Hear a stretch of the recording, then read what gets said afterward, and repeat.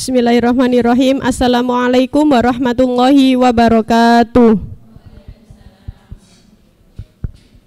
Alhamdulillahirabbil alamin wa bihi nasta'inu ala umuri dunya waddin wassalatu wassalamu ala asrofil anbiya'i wal mursalin wa ala alihi wa sahbihi ajmain amma ba'du. Kepada yang terhormat Bapak Fatkul Mubarak STHI MPD, kepada yang terhormat Ibu Ulin Fariha MPD selaku guru penguji karya ilmiah siswa pada hari ini, yang kami hormati Ayah Bunda kelas 6D terkhusus kelompok 2 yang sudah meluangkan waktunya untuk berkenan hadir mendampingi Ananda pada pagi hari ini. Dan tak lupa yang kami banggakan siswa-siswi kelas 6D khususnya yaitu kelompok 2. Pertama, marilah kita panjatkan puji syukur kehadirat Allah Subhanahu wa Ta'ala yang telah memberikan nikmat dan karunia-Nya sehingga kita semua dapat berkumpul di pagi hari ini dalam keadaan sehat walafiat. Sholawat serta salam senantiasa tercurahkan kepada Nabi Muhammad SAW yang telah menuntun kita dari zaman jahiliyah, zaman yang gelap, menuju zaman yang diridhoi Allah, yaitu ad-dinul Islam.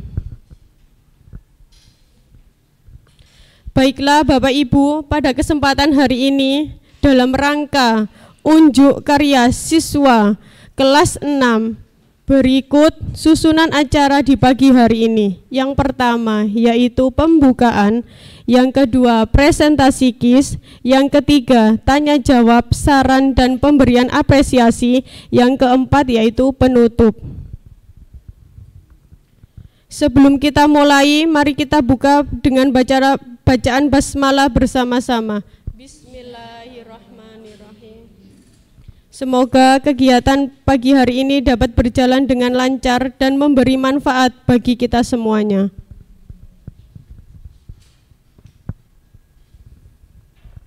Acara selanjutnya yakni presentasi KIS dari kelompok 2 yang berjudul Lem Bebus, pemanfaatan limbah styrofoam atau limbah gabus menjadi lem, bahan dasar lem. Baiklah, kelompok 1, apakah sudah siap untuk mempresentasikan? Astagfirullahaladzim. Kelompok 2, apakah sudah siap untuk mempresentasikan? Waktu dan tempat kami persilahkan. Assalamualaikum warahmatullahi wabarakatuh. Kami dari kelompok 2 akan mempresentasikan hasil dari lem bebus. Nama saya Akmal Rahid dari kelas 6D absen 4. Perkenalkan, nama saya Akmal Elazam Ibrahim dari kelas 6D absen 3. Perkenalkan, nama saya Lionel Niki Fernando Safi dari kelas 6D absen 14. Perkenalkan, nama saya Ana dari Pramatia Kamajaya dari kelas 6D absen 7. Perkenalkan, nama saya Sahila Rahnan, kelas 6D absen 26.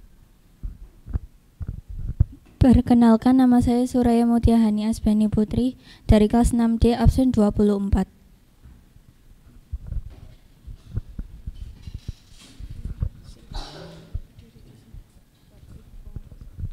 Bapak Ibu penguji, izinkan saya menjelaskan bab 1.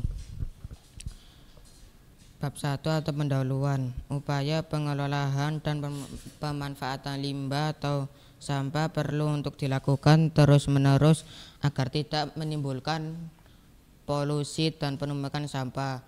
Salah satu contoh limbah organik yang dapat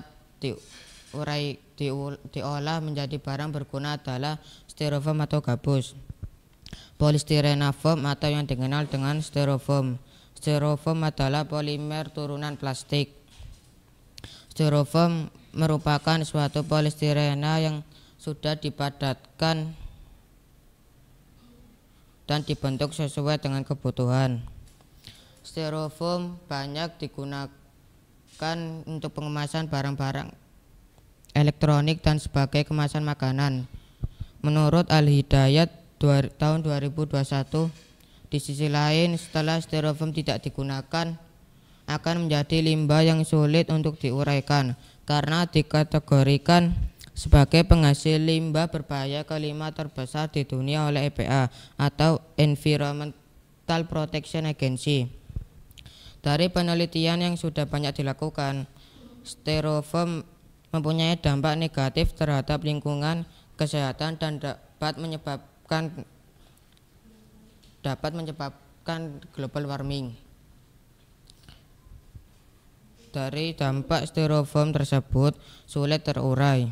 Salah satunya adalah dengan dilakukan proses daur ulang limbah styrofoam menjadi bahan perekat lem dengan mencampurkan bensin jenis pertalite. Adapun rumusan masalah sebagai berikut.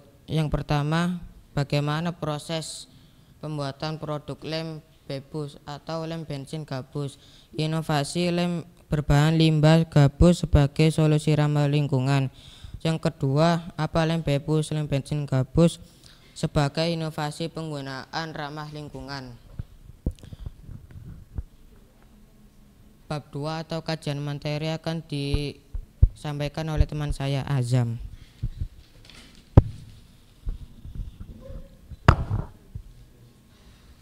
Bapak Ibu Guru Penguji, izinkan saya menyampaikan bab 2 yaitu tentang kajian materi.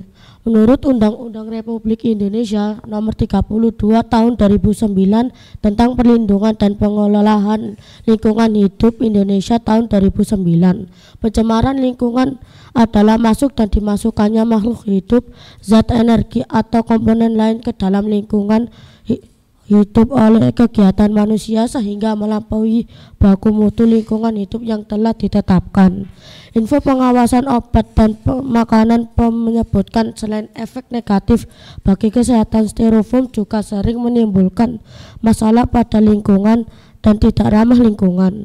Kemasan plastik jenis polisterin ini sering menimbulkan masalah pada lingkungan karena sifatnya yang tidak dapat diuraikan secara alami dan sulit didaur ulang sehingga tidak diminati oleh pemulung teori menurut BPOM Republik Indonesia tahun 2008.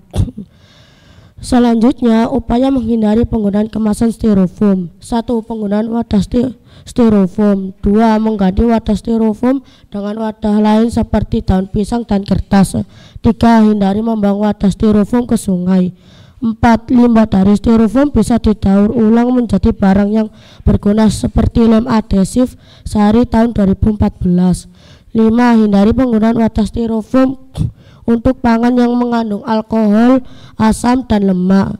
Selanjutnya atau yang terakhir, hindari penggunaan wadah styrofoam oleh wanita hamil dan anak-anak. Teori menurut BPOM Republik Indonesia tahun 2008.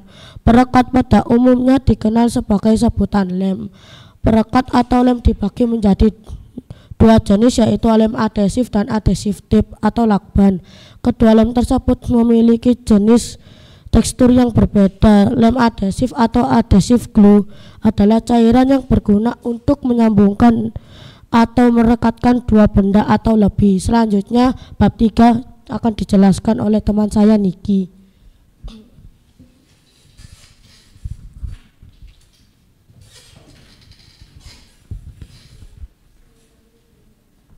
Bapak Ibu Guru Penguji, izinkan saya mengajarkan bab 3 metodologi. Tanggal 18 Januari tahun 2025, menentukan permasalahan dan solusi. Tanggal 24 Januari tahun 2025, bab 1 pendahuluan. Tanggal 1 Februari tahun 2025, bab 2 kajian materi. Tanggal 8 Februari tahun 2025, bab 3 metodologi. Tanggal 15 Februari tahun 2025, percobaan pengolahan styrofoam menjadi lem. Tanggal 22 Februari tahun 2025, bab 4 hasil dan pembahasan. Tanggal 25 Februari tahun 2025, bab 5 penutup. Alat dan bahan: baskom, spatula atau pengaduk, gabus bensin jenis petalet.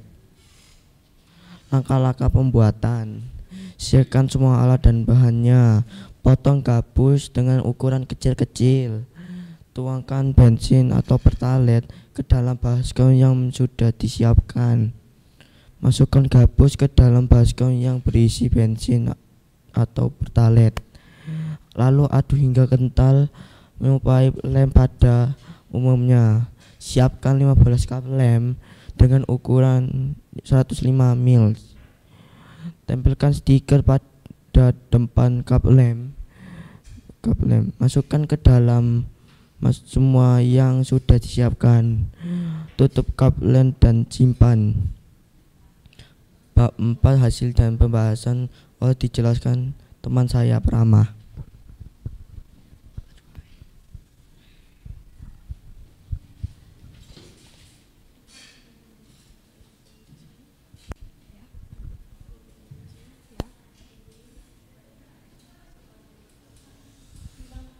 Bapak Ibu guru penguji ini sebagai perantara untuk mencoba lemnya.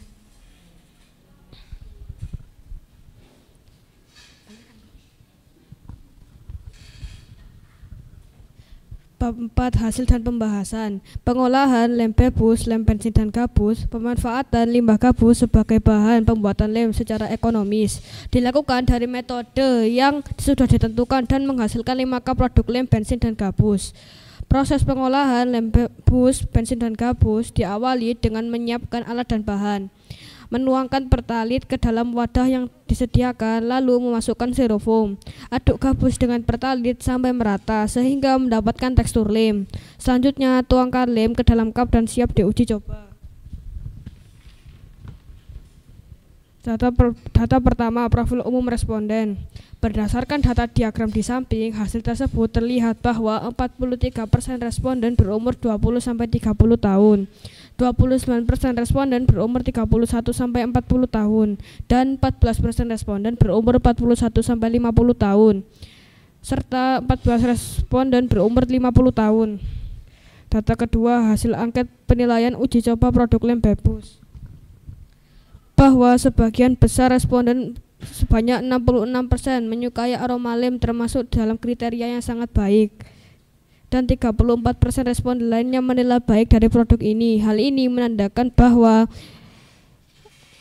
aroma yang ditimbulkan dari lem olahan bensin dan gabus sudah sesuai dengan bahan dasarnya, dengan taraf ringan atau tidak terlalu kuat aromanya. Hal ini dikarenakan sebagian kecil responden masih kurang menyukai aroma bensin yang digunakan dalam pembuatan lem.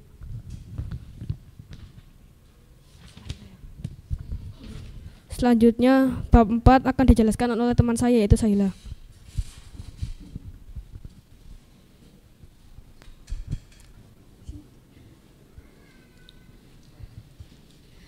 Bapak Ibu guru penguji, izinkan saya melanjutkan penjelasan data. Aspek yang kedua yaitu dari tekstur lem.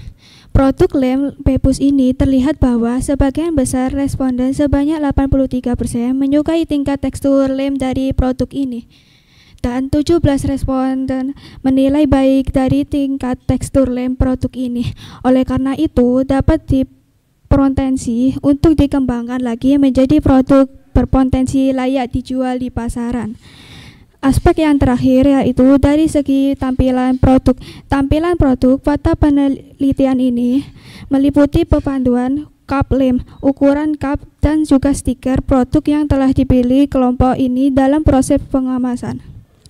Sebagian besar responden 83% menyukai penampilan produk ini, dan 17% responden lainnya menilai baik dari produk ini.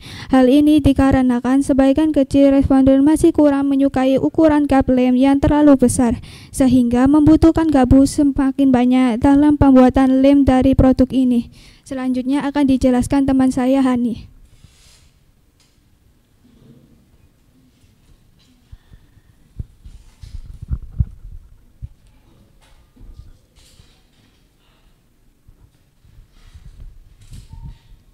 Bapak Ibu Guru Penguji, izinkan saya untuk menjelaskan bab 5 yang berisi kesimpulan dan saran. Kesimpulan dari hasil dan pembahasan, secara keseluruhan, produk lem Bebus mempunyai kualitas yang baik, dilihat dari tekstur dan pengawasan menarik dan unik. Dan saran berdasarkan hasil penelitian, kesimpulan yang diperoleh, maka saran yang perlu disampaikan yaitu aroma lem Bebus masih terlalu pekat, sehingga ada sebagian kecil responden yang kurang berkenan dengan aroma bensil. Hal ini akan menjadi tantangan tersendiri bagi kelompok, sehingga dapat memperbaiki produk agar lebih layak untuk dijual atau dipasarkan. Selanjutnya, dokumentasi proses pembuatan akan dijelaskan oleh teman saya Niki.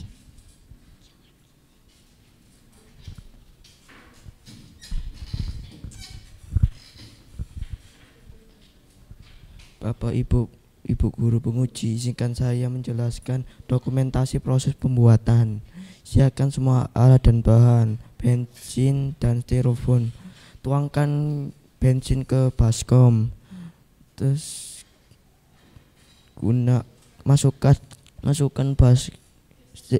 masukkan styrofoam ke dalam baskom yang berisi bensin. Lalu aduk sampai kental menjadi lem. Masukkan lem, terus tutup kap lem dan simpan.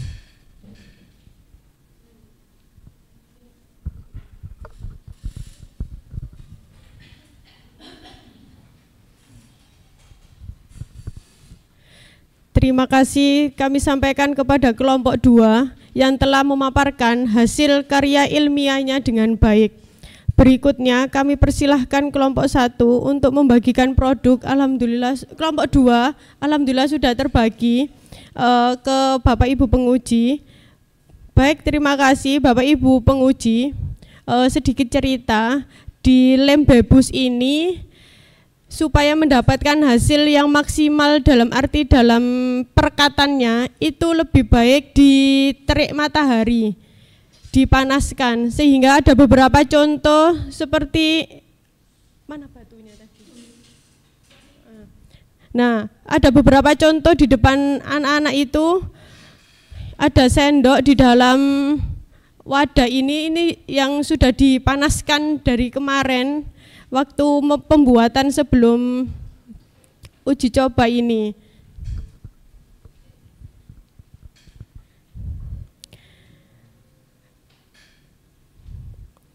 Tentu karya ini masih banyak kekurangan yang harus diperbaiki. Oleh karena itu mohon kesediaannya Bapak Ibu Guru Penguji dan perwakilan wali murid untuk memberikan pertanyaan, saran maupun apresiasi kepada kelompok 2.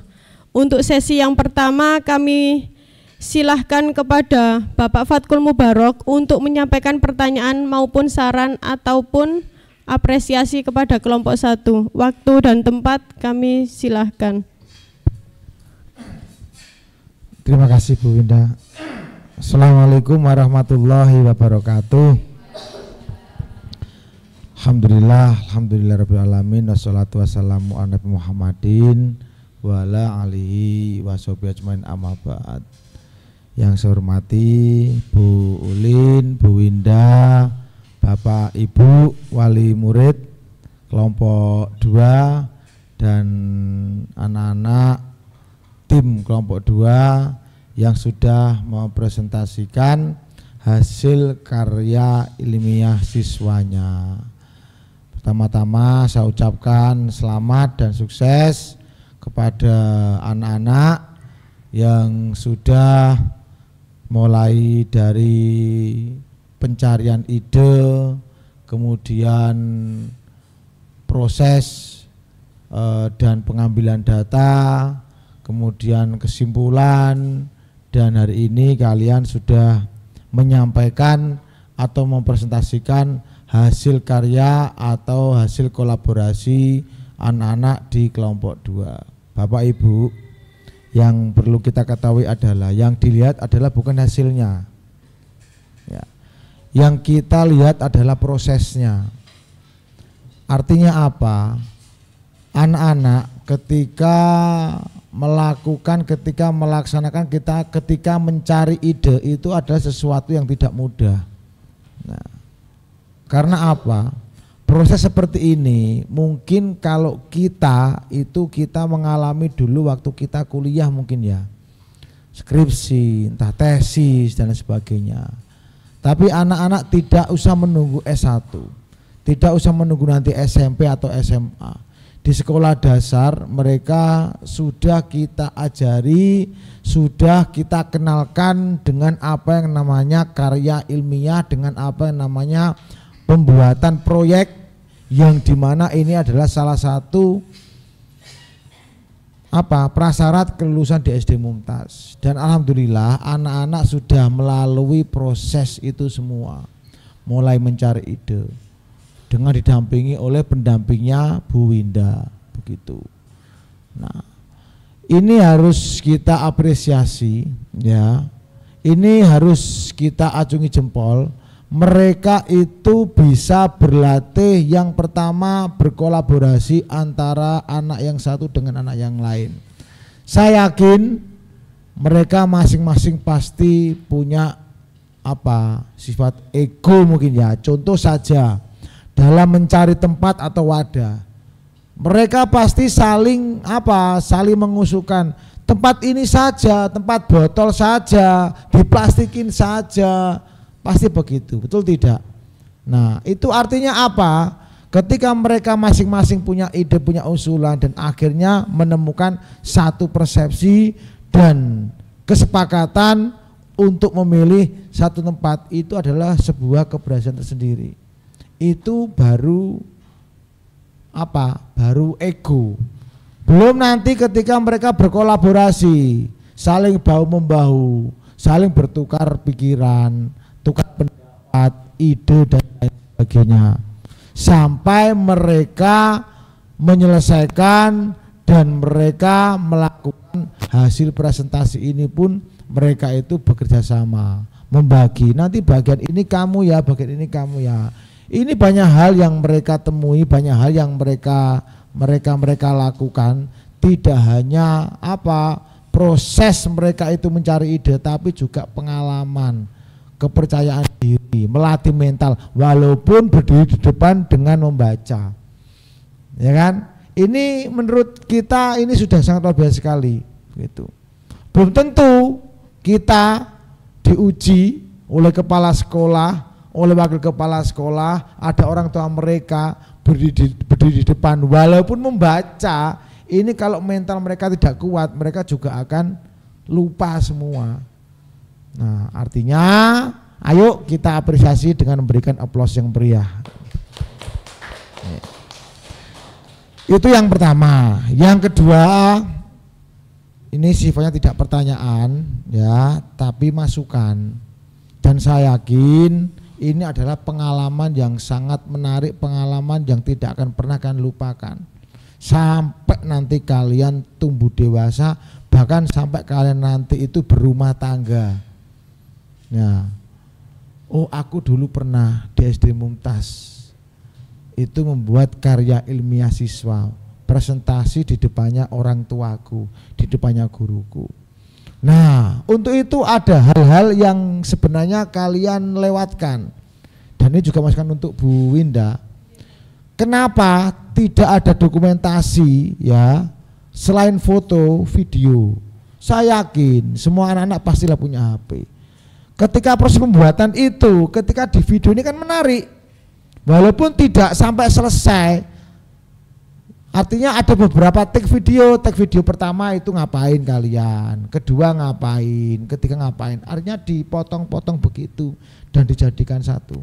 Saya yakin kok kalian itu bisa, karena kan juga ada TIK dan coding diajari bagaimana cara membuat video. Nah, itu seharusnya yang bisa dibuat untuk dokumentasi. Nah, dokumentasi itu nanti bisa disimpan, bisa kalian simpan, bisa disimpan orang tua kalian. Ketika kan nanti kalian sudah berumah tangga, akan ditunjukkan oleh orang tua kalian. Ini loh, Kak, kamu dulu waktu kecil, waktu SD. Nah, ditujukan ke cucu-cucunya bunda, ya. Ini loh ayah dulu, ini loh bundamu dulu waktu SD itu sudah bisa begini. Nah, itu masukan ya. Yang pertama Bu Winda ya. Yang kedua, responden. Pertanyaannya, responden ini kalian ambil dari mana? Apakah teman kalian sendiri atau guru kalian sendiri? Satu anak aja. Guru. Dari guru. Nah, ini masukan supaya keobjektivitasnya ini terjamin ya. Lain kali nanti kalian entah ketika nanti kalian kuliah S1, syukur-syukur S2, ketika kita membuat responden, ketika kita membuat angket ya, itu lebih bagus lagi, lebih valid lagi jika angket atau responden itu kita ambil dari pihak eksternal, bukan internal. Bisa teman bunda kalian, teman ayah kalian, tetangga sekolah jika perlu, ya kan, atau teman kalian di rumah yang bukan SD Mumtaz ya. Jadi boleh, apakah tidak boleh Pak? Boleh saja, guru kalian boleh, tapi ada prosentase. Ada juga yang dari pihak luar. Kan bisa kalau dari guru kalian karena siswanya kasihan ya wis tak kasih responden yang bagus. Nah, kan bisa.